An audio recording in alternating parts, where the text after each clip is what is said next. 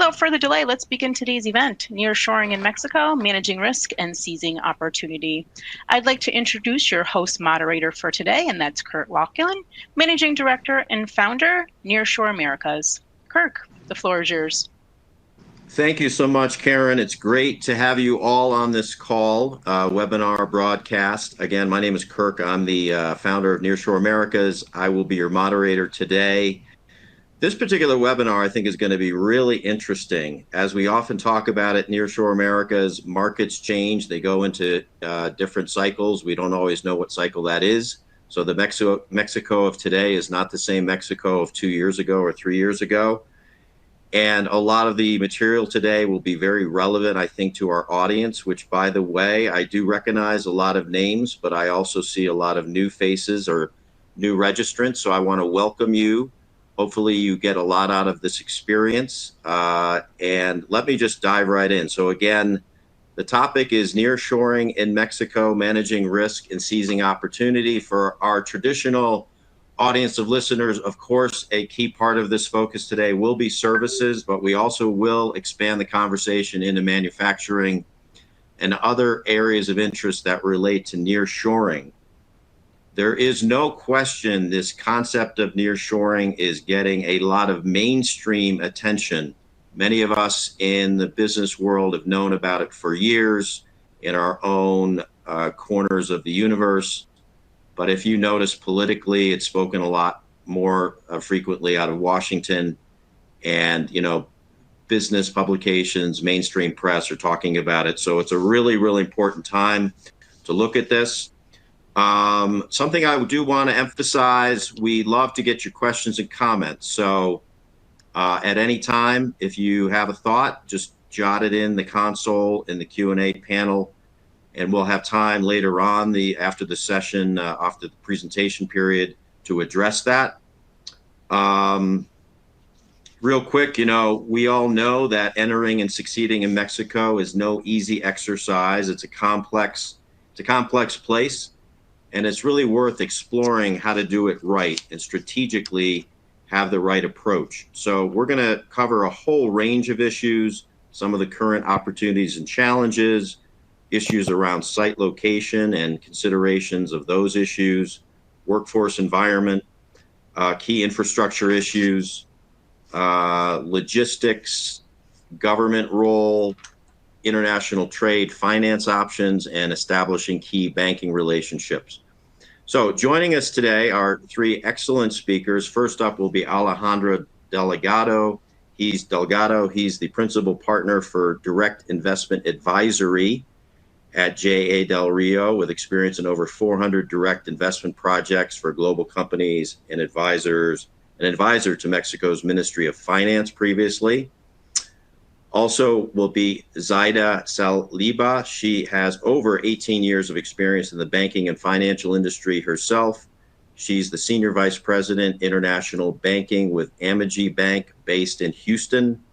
And also along board from Amagi is Carlo Morgado. He's currently managing the Global Trade Solutions team for Amagi.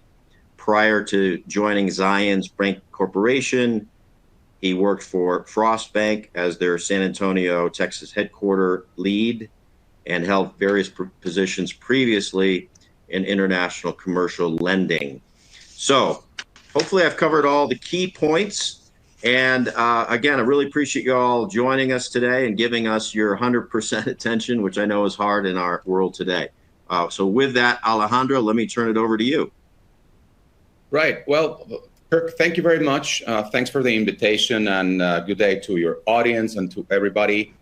So I'm going to try to go through this, this late trip of manufacturing relocation and the challenges that this relocation has brought to companies, manufacturers, and service providers worldwide. So I guess the trip starts by kind of talking about the supply chain disruption and the trade challenges that we faced over the years. So I guess the first thing that I'd like just to comment is the fact that the disruption caused by events with global impact just evidence the fragility of the global supply chain. Nearshoring, defined as the relocation of production and sourcing to closer locations to the end market, emerged as a solution to this problem. But nearshoring and relocation had been happening previously. We saw relocation started in 2010, when the labor costs in China just kept increasing. I mean, this happened, and it keeps happening. And we are seeing other events, and this has happened with the frequency of global supply chain disruptions caused by other events, like the trade war between U.S. China, the lockdowns, and so forth. We'll see some of these events better described later. But if you can see in this slide, you can see how the events started to pile up, and of course, this gave a larger challenge to producers, to manufacturers and service providers worldwide. The disruption events accumulated since 2017, when Brexit came in the UK, and then the US-China trade war, and so forth. So there's this indicator that we usually look at, us who professionals for foreign direct investment advisory. We always look at this, and if you notice, the global supply chain pressure index, as reflected by the Bank of New York, of the Federal Reserve Bank, it just kind of shows you how bad things got, how the disruption was so high, with record highs, and you can see that it went above the zero line. In other words, from a negative number to a positive number, it started in 2017 when Brexit started, and then kind of went on when Trump took office and started to have this trade tensions with China. But look at the numbers, how they went up starting 2021, when COVID was ratified as a global health crisis, very much. So now, what are the components? And here are some of them that kind of show you in real life what companies were facing. So we have container index at record highs. We have shipping costs at record highs. Oil prices erratic, and of course affecting any type of company planning, any type of long-term production, and especially long-term logistics, like the ones of 25 weeks coming from Asia to North America. And of course, you have annual inflation, also another variable that affects companies planning, and it affects prices. And of course, something that we've seen to record highs since 40 years ago. Now, what are the real effects, aside from all these costs, into the consumer? How is the consumer hit? And here you have the stock out charts in the U.S. And look at these lines. Look at these numbers. I mean, the stock out levels hadn't seen since the post-war era. And especially in essential goods. If you look at the red line, and I'm going to signal this, the red line, it's food and beverages. 50 percentage points moved just in about 4 months. And now the one that's still there lingering is the electronics, the electronics goods. So we're seeing stockouts that have to be replaced by someone. And that's part of the key question for all producers and global players.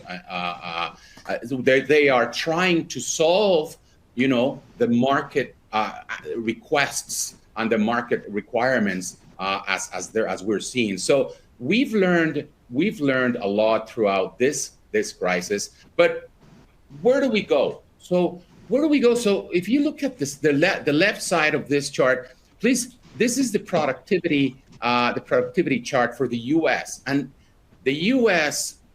Dropped. It had a steepest drop in manufacturing since 1948. That's the drop. The blue line is the drop in manufacturing. Of course, it's because you have more hours worked, 4.1%. You have a labor cost increase, like 9.5, record high in several years, but with a marginal output. So the U.S. is an option, but it has to be an option for relocation of higher value products. Now, look at the China labor cost chart. I mean, it's just amazing how the labor costs in China keep rising. This is the red line is Mexico, a stable line, but you have the China line just very much going up, which makes it sometimes unsustainable to keep producing and, of course, shipping from China. So there you have, then you have the U.S. trade tensions. And I'm just going to pause this for a moment and have you look at the real impact of this trade tensions between the U.S. and China, the impact it has had. And please look at first of all, let's see that all the tariffs imposed cover pretty much 67% of all U.S. imports from China. So that's very much a big number of products and brought from China that have a big impact. And please look at the blue line. The blue line is the famous 16 billion list. The 16 billion list is mainly automotive, motor vehicles, and auto parts. But it also has some other technology were impacted by it. But look at the line. In 3 months, imports were affected by very much close to 50% in the US. So how do you replace that? And look at this. This is exactly the same 16 billion list. And look at how the imports in China moved down for about $1 billion US in less than 3 months, and look at the other players. Of course, some neighboring countries and regional countries in Asia were affected as they are also suppliers in China for those products. But look at the other players. And please look at Mexico. Mexico, without even a dramatic nearshoring, had to jump in and start replacing part of those imports coming from China in order to have the U.S. market served. So we see this as a natural tendency, even without public policies. And here I love to show you guys this. This is the World Economic Forum. It usually has a survey for 14,000 companies of its network. I mean, we're talking about the World Economic Forum's network is very much, they move the needle worldwide.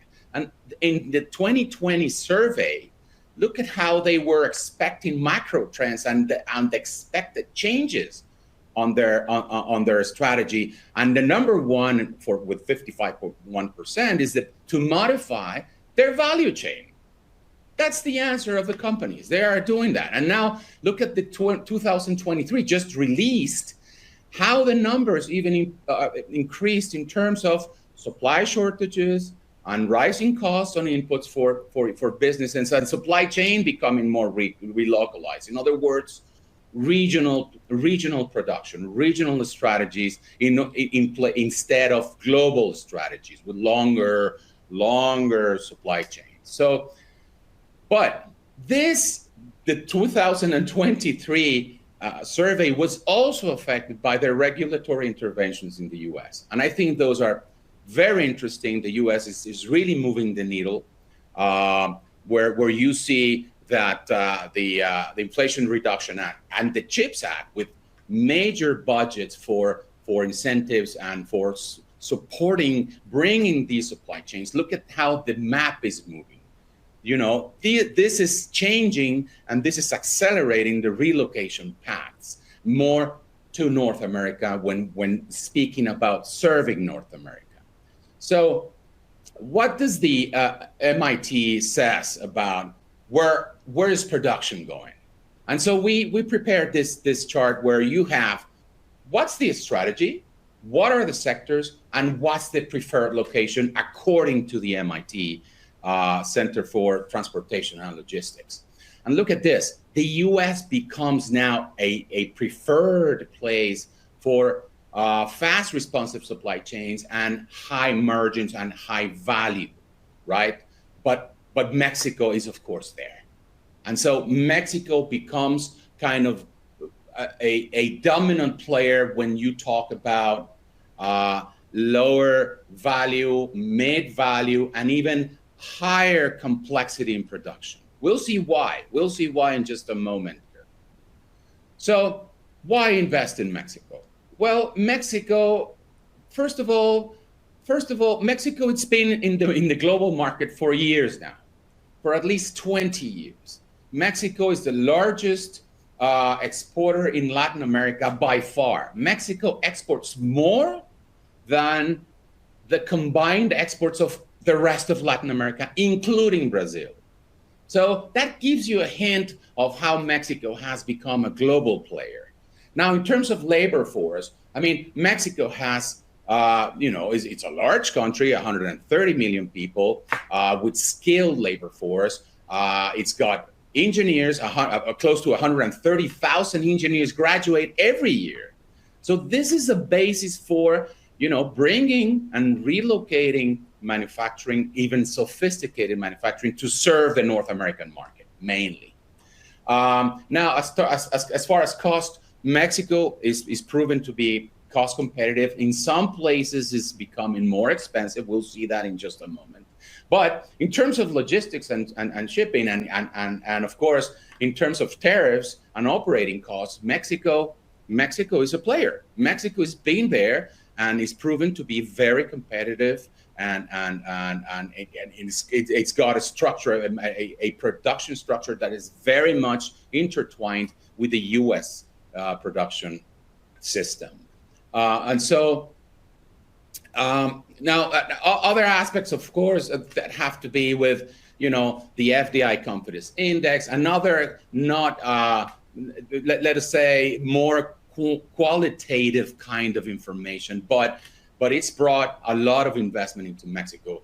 Last year, we had over 35 billion of investment. It's not a record high, as we will see in just a moment, but it's a number that it's improving year by year. Now, what are the challenges? And this is something that we need to pause, because Mexico is a complex country. It's a country that some people say it's three countries within one. I can argue that it's five countries in terms of, government, local governments, infrastructure, the clusters, the productivity, education, security, and society very much differ from one place to the other. And anybody that has been to Mexico several times can talk to that. The government has also changed.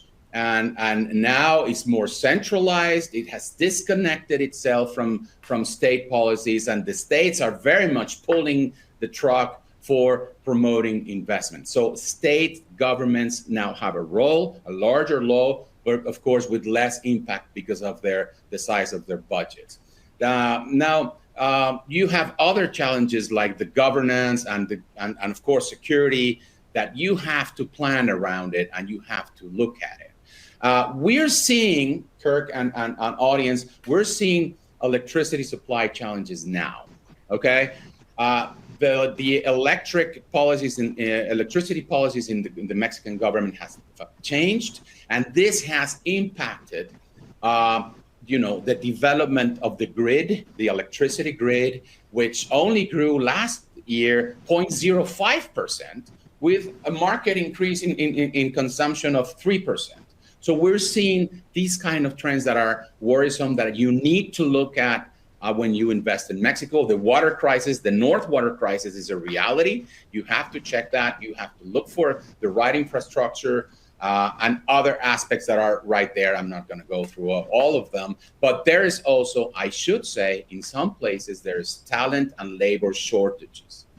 we have been victims in Mexico of our own success. Okay, so we're seeing many projects, hundreds of projects landing in the same places, the usual suspects. So it's important that you start looking to other places and make the right decisions and look at the right numbers. So these are the numbers. These are the numbers lately, and look at the 2022, that is not record high, but it is record high in terms of greenfield investment. And look at the red line, it's over 16 billion of investment. It's not record high, but it's higher and it's highest in the last 6 years. So this is happening.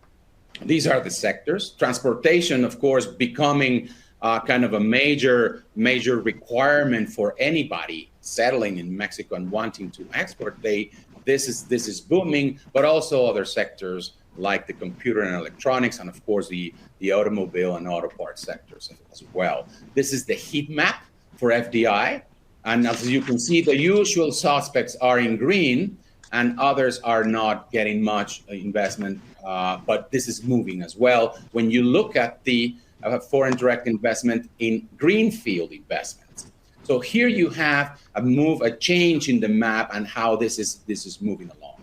Now, how are we serving what are we doing to help companies, Kirk? And very quickly, I mean, we've been serving companies for over 30 years. I mean, we've from the private sector, from the government sector, we headed from Mexico for some time, and we're seeing these projects, many projects. And we very much go into details about information, hard data, right information, timely information. And we do that for the company so that they know where they're going.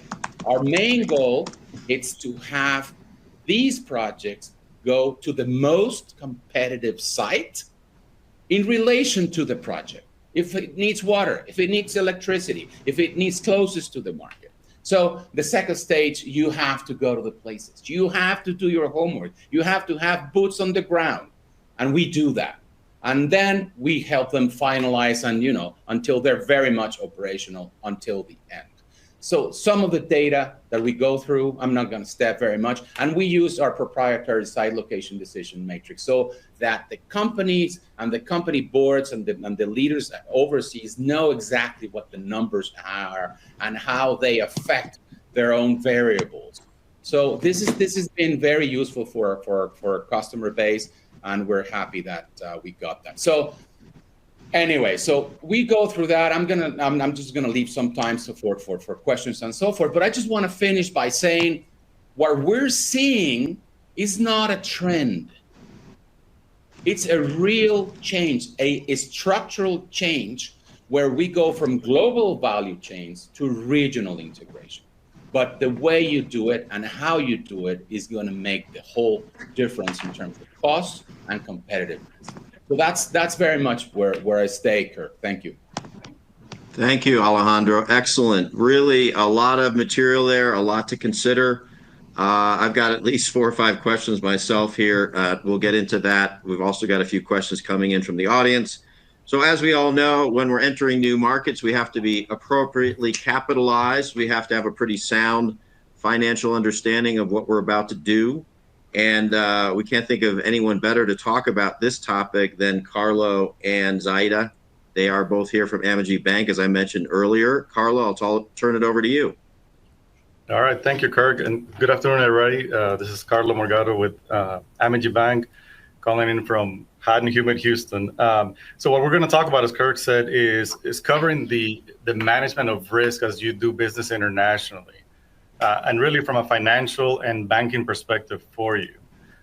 Just to reiterate, and I know it's been covered already as far as some of the data, but once again, just to highlight, and this is a little bit dated, the data that I'm sharing with you all, but from the U.S. perspective, the importance, once again, of Mexico, and even back in 21, again, Mexico was still the #1 trading partner, followed by Canada and China. As you can see from the Commerce Department's data, that about 16% of U.S. exports to the world were to Mexico, which the equivalent was about $276 billion. and about 13.6% represented the imports of all imports that the U.S. made came from Mexico. And I have some additional data for Houston and what represents trading with Mexico. But let's talk about some of the risks that are involved when you talk about doing business internationally. And keep in mind, as I'm sharing this slide, and this is just a condensed version of what some of the major international risks that companies have to consider. Some of it may not be necessarily applicable to Mexico, but broadly speaking, these are risks that you should consider.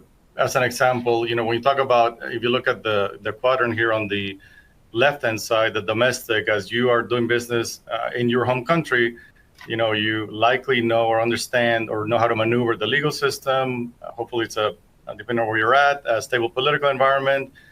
There's some institutional transparency and a stable currency in the terms of the US and some of the European countries. But as you go internationally, these factors can shift. So one thing to keep in mind is then if that is the case, how do you manage those risks? And we'll talk about them here in a minute. Additionally, from the international broad terms of risk, there are additional what we would refer to as international trade risks. So again, we have the political, legal that we talked about, that I mentioned before on the previous slide. But you also have to consider, as an example, your counterparty risk. This is, you must consider who you are doing business with and the risk of such. And there are ways that we'll share shortly on how to mitigate that risk of what's called counterparty risk, again, your supplier or your buyer from an international perspective. There's also payment risk. I mean, ultimately, when you do business internationally, you want to get paid. I mean, that's ultimately what you're in business for. It could also be, if you're dealing with a supplier, how you can effectively make the payment to your supplier so you can continue along that path of supplier-buyer relationship.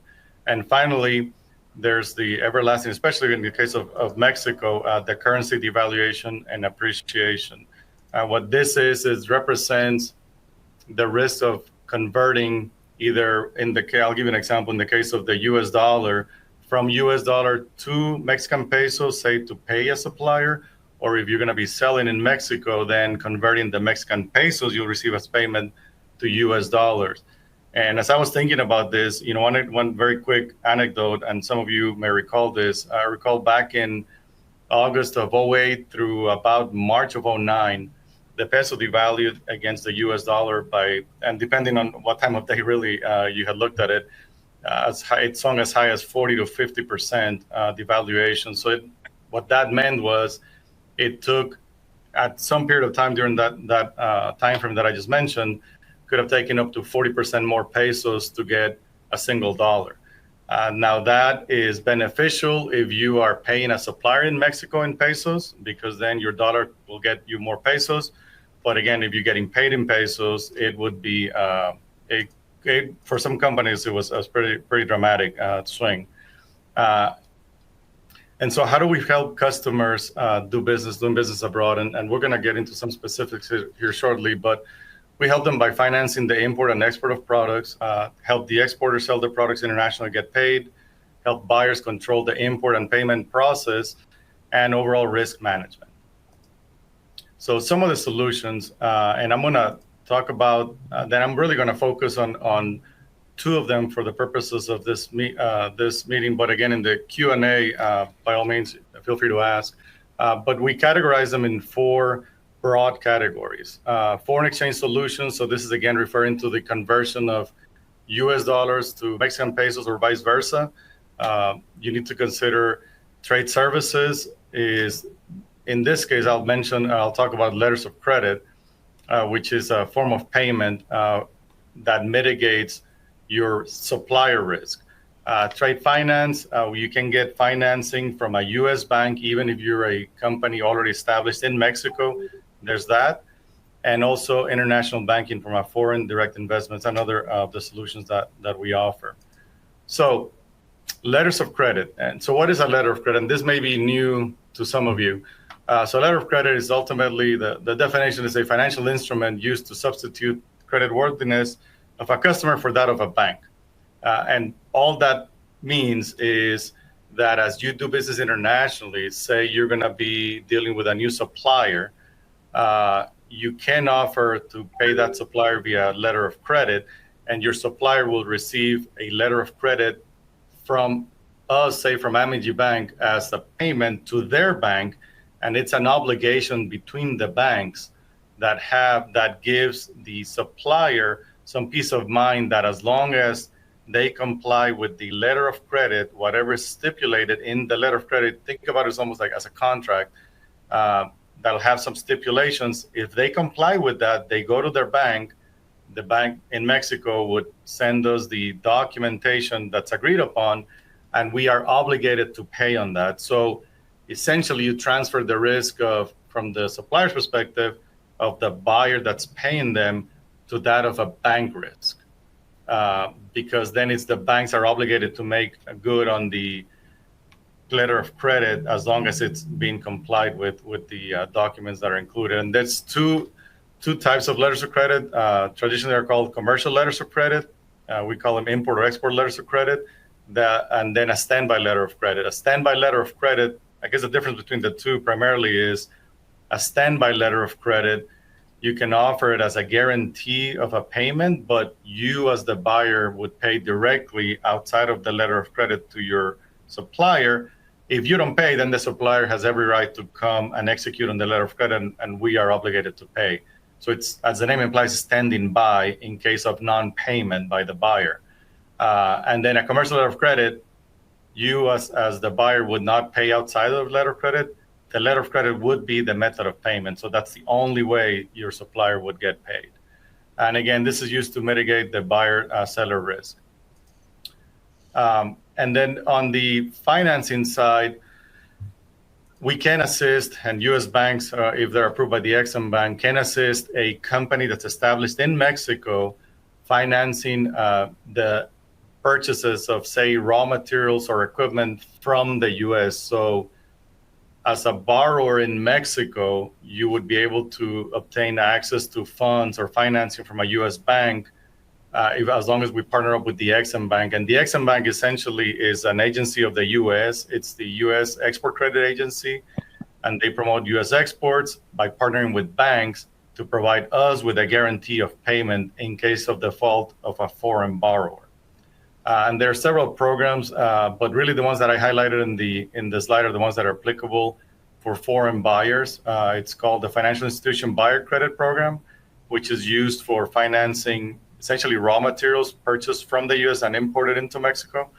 And then medium term, which finances equipment that is going to be imported from the U.S.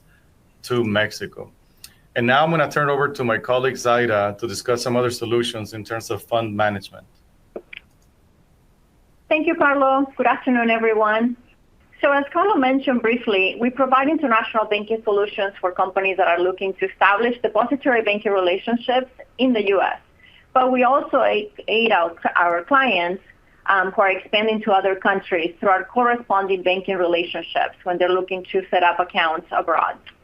In order to facilitate the money management, the movement, and investment options for your business, we offer extensive treasury management capabilities, which are outlined in this slide, with various information management mechanisms, including fraud protection tools, which are extremely important nowadays to safeguard against unauthorized transactions.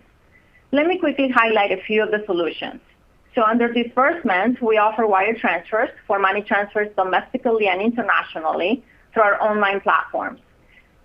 For information management through the Treasury Internet Banking, you can view complete transactions such as deposits via remote deposit capture, wire transfers, initiate ACHs, and many others. And even download reports and financial data from the comfort of your home or office anywhere in the world.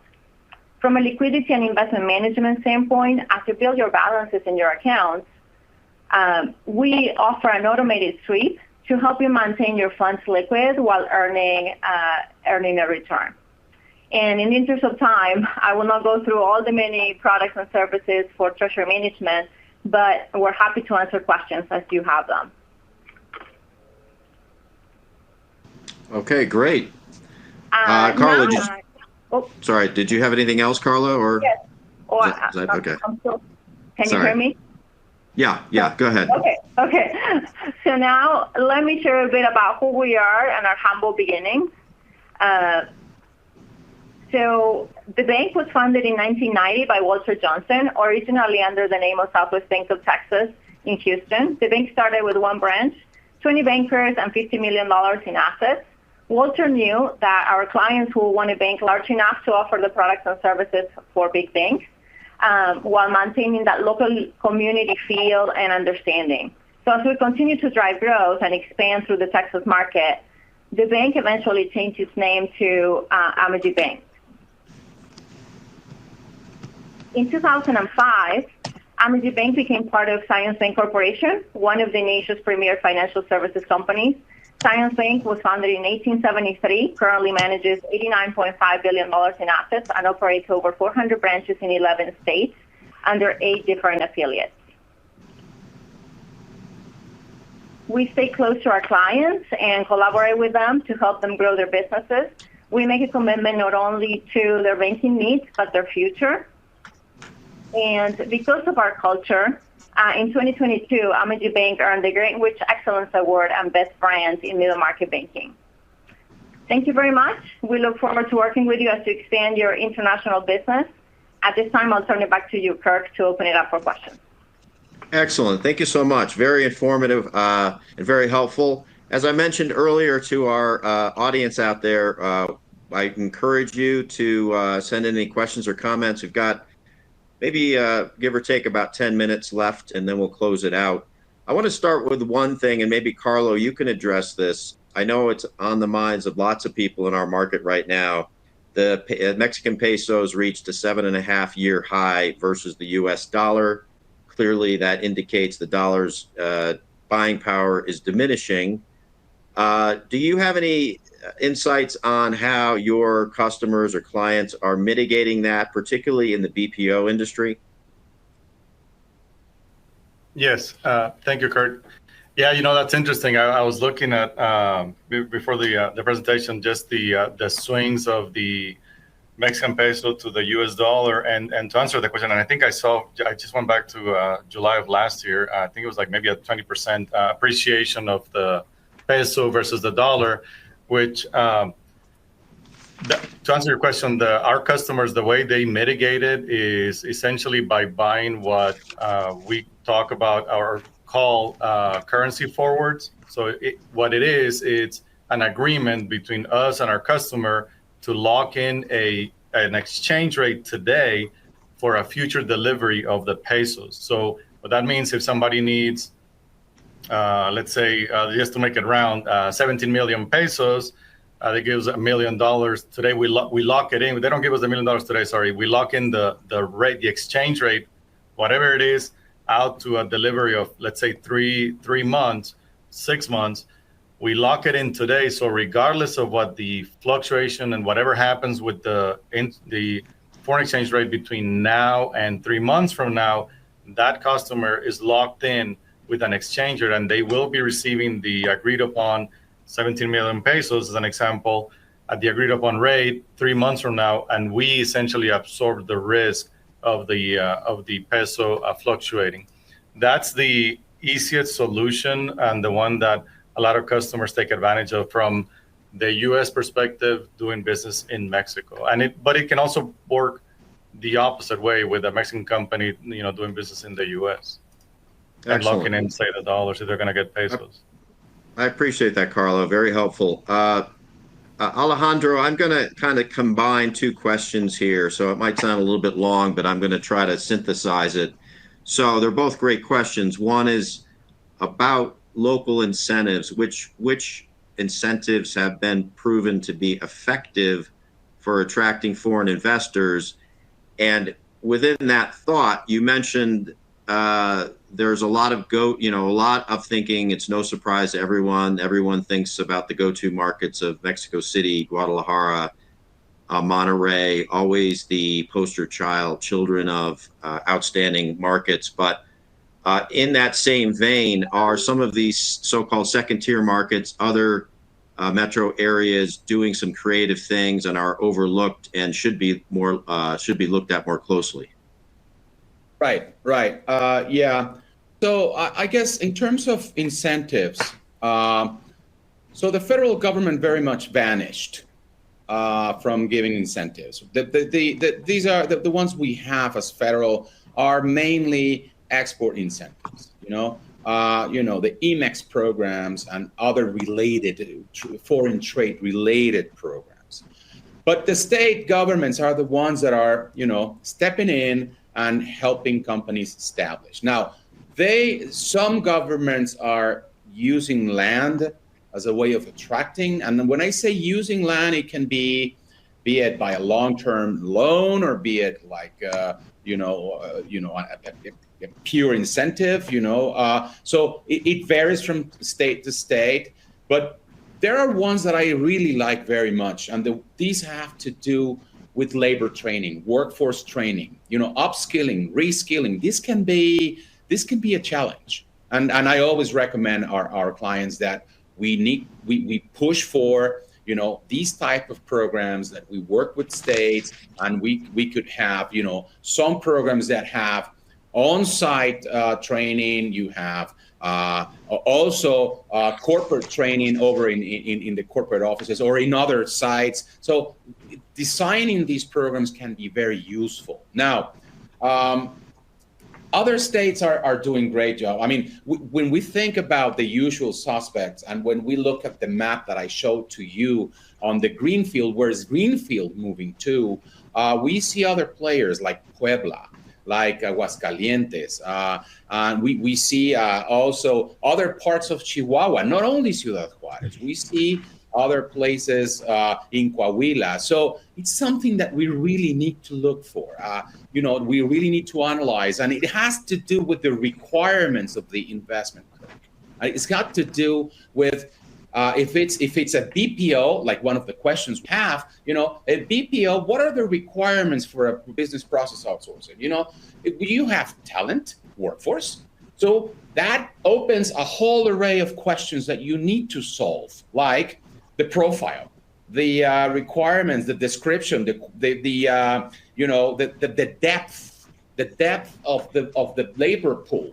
So if we're talking of about 1,000 people in a BPO, well, that's a large one. So you need to look for other places, and you also need to look to cost. When you move out of the workforce and talent question, which is a big question that would solve, and we help solve with our clients, you also need to look at the building infrastructure and the connectivity infrastructure for BPOs. Those are key things. So places, of course, for BPOs, Guadalajara is widely used, Monterrey, you have Mexico City, of course, but there are other players that are there that you need to analyze that have bilingual. The bilingual requirement is an important one. So there are places where you have more people, like Monterrey and the north, and Coahuila and Guadalajara, other places that do have this requirement, but you need to look at the right numbers curve in order to make the right decisions and not come out like this big a software company that went to this city that I don't want to mention that has a lot of engineers, but these are airspace engineers. These are not systems engineers, or these are not, you don't do that. You have to do your homework here. Okay. And, as a related point, we've long understood the need to have a local partner who knows the terrain. And it's always been interesting to us that sometimes investors will, on one hand, they'll work with a site selector. On another hand, they'll have a lawyer. On another hand, they'll have an accountant. Without trying to make this too much of a commercial, Alejandro, what exactly is J.A. Del Rio able to do? How much of it is a one-stop situation? Right. Yeah, we're a full-service accounting firm with consulting services like the ones for direct investment. We could do very much everything that has to do with the site location analysis, with the landing, with the soft landing, with the accounting, with the foreign trade programs, but we don't do lawyering. We we're not lawyers. We don't do that. We have other law firms coming in, and let me tell you why. It's not only because we believe that specialty is important, but also because we look at productivity and competitiveness, and we believe that we need outside counsel, or we need someone to oversee that we are in full compliance with the corporate charters and the regulations, even if we also look for that. But we're more than 300 professionals. We have offices in very much all the cities that have become important over time. We have offices in Mexico City, Guadalajara, Monterrey, Tijuana, León, and all these places that have boomed, and we were thinking of opening in Ciudad Juárez as well. So we could provide very, very good strength in terms of local knowledge, and also in the disciplines of the variables that you need to look at. Got it. Okay, and for Carlo and Zaida, there is another question here. I think I need to kind of rephrase it, because I think the person asking the question is basically saying, your financial services machinery is, basically stemming from the United States. To what degree, or how does this work in terms of being accepted in the Mexican government situation, or with the contracts that are honored by the Mexican government? Can you expand a little bit on how that works, knowing that Amegy is headquartered in Texas? Yeah, sure. And I see the question, and I think, so the short answer is, yes, if the equipment is coming from the U.S. and it meets criteria of the Ex-Im Bank. Remember, the Ex-Im Bank is in place to promote U.S. exports. So they have a content requirement. So as long as it meets 51% U.S. content, that equipment was at least 51% can be considered U.S. made. It can be financed for a buyer, so a Mexican company in Mexico. It won't have much to do with the government contract as a form of payment. What we do, and I'll make it very quick, is we have to qualify or underwrite the Mexican company that's going to be, let's say, our borrower. We need to underwrite them. And from a credit perspective, if they qualify based on the revenue and a lot of other metrics that we use as a bank, then if the equipment is at least 51% U.S. content, we can finance the Mexican company importing it from the U.S. to Mexico. So the short answer is yes, it can. But it goes through a process of review of the equipment and an analysis of the borrower from our perspective. Great. Well, as often happens on these webinars, time truly does fly, and understand that although we did cover a lot of material, the idea for many of our attendees is to pursue deeper conversations with any of our speakers today. So I just first want to say thanks to our speakers for joining us, and give special recognition to our partner, J.A. Del Rio, for bringing this broadcast to life. In terms of getting in touch with our speakers, or J.A. Del Rio or Amegy Bank, you will be receiving an email within a couple of days of this webinar that'll give you a link to the archive version, so you can share it with your colleagues, and you'll have access to that at any time.